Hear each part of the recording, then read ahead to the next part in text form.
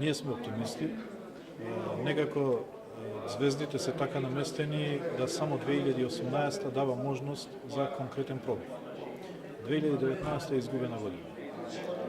Заради тоа што има избори во Европската Унија за Европскиот парламент и не може да се очекува дека европските држави ќе бидат фокусирани на Балканот.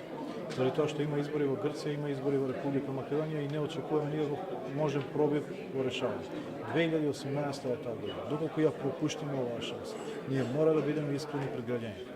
Дека ако не успееме во 2018, ние во наредните 10 години нема да можеме да најдеме решение и никаков пробив. Што ќе значи за една мала држава, надвор од НАТО, надвор од ЕУ, во вакви геополитички движења, во вакви случувања во светот, какво загрозување ќе значи за државата, ќе мора сите трезвено да размислуваме. Наша одговорност како политичари е да ја гарантираме иднината на државата и на идните генерации. Да не се водиме на гневни емоции, туку да ја водиме државата напред. Тешко е, апсолутно, меѓутоа свесни сме за околностите и можностите кои што ги нуди 2018.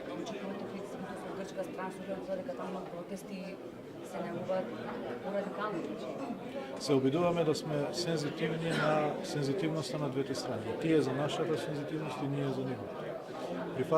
Одржливо решение ќе биде само тоа што е прифатливо за двете држави. И затоа се овие преговори, затоа се овие компромиси.